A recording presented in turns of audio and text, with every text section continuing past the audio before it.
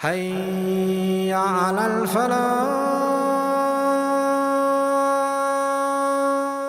Sister emails from New Jersey. She wishes to remain anonymous for reasons you will see.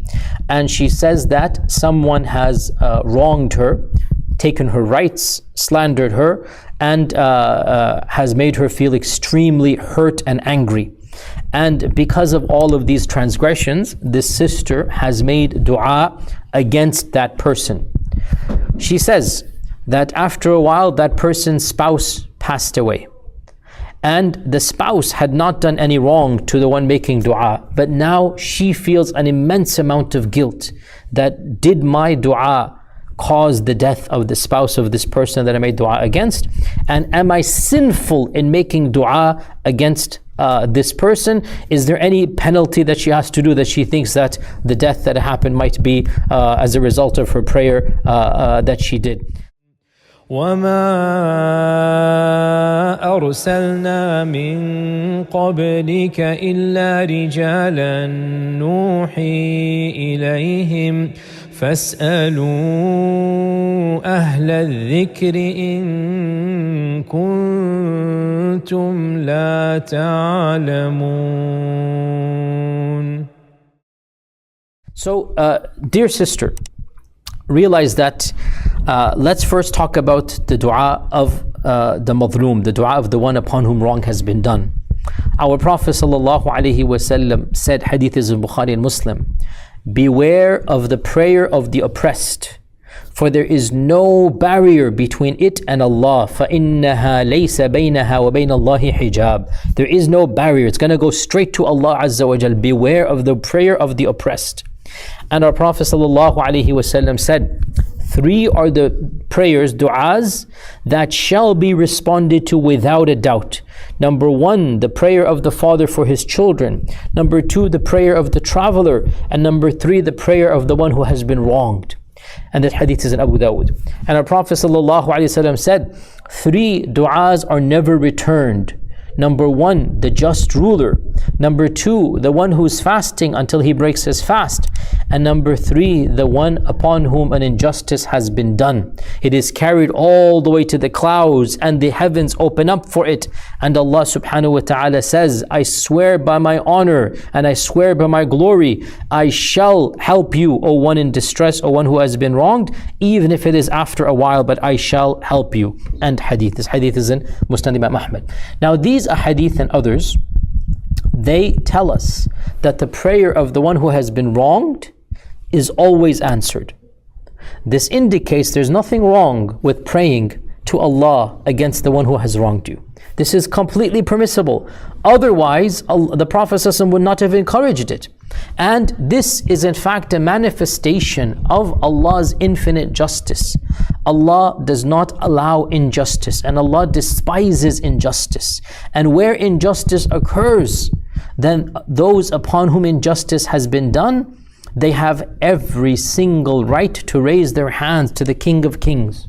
And they have every right to beseech the one who hears all, and the one upon whom nothing is lost, and to call out to Malik al-Mulk, and to Rabb al-Samawat al-Sab' and the Rabb al-Arsh al-Azim, and to say, Ya Rabb, I have been wronged, and no one can help me other than you. Ya Rabb, you are my Mawla. Ya Rabb, hasbi Allah wa ni'mal wakil. Allah is sufficient for me. Ya Rabb, upon you is the one who is doing dhulm, who is slandering me, who is lying about me, who is spreading evil and malicious, complete fabrications. Ya Rabb, you are the one who shall deal with them. You have every right, sister, to raise your hands to Allah against the one who has wronged you. Whether that wrong is financial, whether that wrong is emotional, whether that wrong is physical, any dhulm that has been done against you, you have every right. Now, of course, you have the right to forgive, you have the right to go to court, you have the right to seek justice, and of the rights that you have is the right to raise your hands up to Allah subhanahu wa ta'ala and ask Him to correct your wrong, and ask Him to take care of the wrongdoer, and ask Him to punish the one who has wronged you. Obviously a punishment that is commensurate to the wrong that has been done. You have every right. Now again, wrong has been done to you, you should not ask for more than what has happened to you. So you can ask Allah that, oh Allah, I leave it to you to deal with my tyrant, with my zalim. I leave it to you to take care of my the one who has harmed me. And your dua to Allah is completely permissible. Now, you have to also separate that the death of a person has nothing to do with your dua. Your dua will not change when that person's death has been destined. Death is something Allah has destined from above the seven heavens. It is written down, it is decreed. No matter what your dua is, it will not change the time of death of the other person. So let us separate. You are allowed to make dua against the one who has wronged you. You may ask Allah for your rights. You may ask Allah to punish that person. You may ask Allah to deal with him or her in a manner that is just. No problem. After this, what happens, and especially the death of another person, that's not on you. Clearly, this is something that is not relevant to your dua. The person's death or whatnot is not something you are liable for, much less you caused it. No, Allah is the one who decides when people pass away. No other person can influence that. And Allah Azza wa Jal will decide how to punish this person. So, if that person was punished in this manner, which we don't know, that is something that Allah has decided to do. You are not liable. And if this person, the spouse, was not guilty of anything, don't worry. It's not as if you are sinful. Allah will deal with them in a merciful manner and whatnot, and their time came when their time came. But you are reading in too much, and you do not know what punishment that Allah will prepare for the one who has done dhulm to you. So you leave that person's affair to Allah and you move on with your business, and you will get your reward on the day of judgment. And in this world, if you don't get your justice, which hardly anybody does in this world, don't worry, put your trust in Allah. So the bottom line, and with this inshallah we conclude, anybody upon whom dhulm has been done, injustice has been done, you have the ultimate right to raise your hands to Allah and ask Allah to deal with the perpetrators of injustice, and make dua to Allah, and Allah shall answer your dua.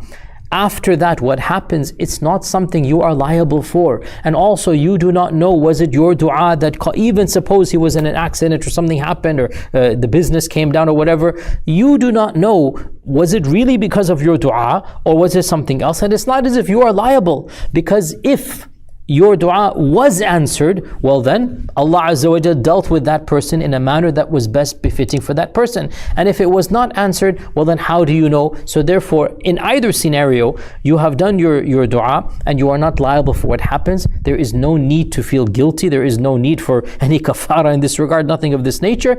And you are not sinful in the slightest to make dua against the one who has wronged you. And this also should be a wake-up call for any amongst us who is doing injustice to any other person. Our Prophet ﷺ said, injustice shall become darknesses on the day of judgment. Al-dhulmu dhulumatun yawm al-qiyamah. And there is no sin that is more difficult to forgive than injustice. And our Prophet ﷺ said, beware of hurting or harming any other person, and the day of judgment will come and there will be no back and forth except with good deeds. So anybody who has done a wrong in this world should resolve it in this world before the next. Our Prophet ﷺ said, in the next world there will be no money, there will only be good deeds that will be given, and we don't want to give our good deeds to anybody else. So be careful, dear brother or sister, of doing dhulm to anybody. And those upon whom injustices have been done, those whose reputations have been slandered, those whose feelings have been, those who have been rights have been taken away, they have every right to ask Allah, and Allah Azza wa Jal will indeed respond to the dua of the madhloom. And with that, inshallah ta'ala, we come to the conclusion of today's Q&A. Until next week, Jazakumullahu khair. Wassalamu alaikum wa rahmatullahi wa barakatuh.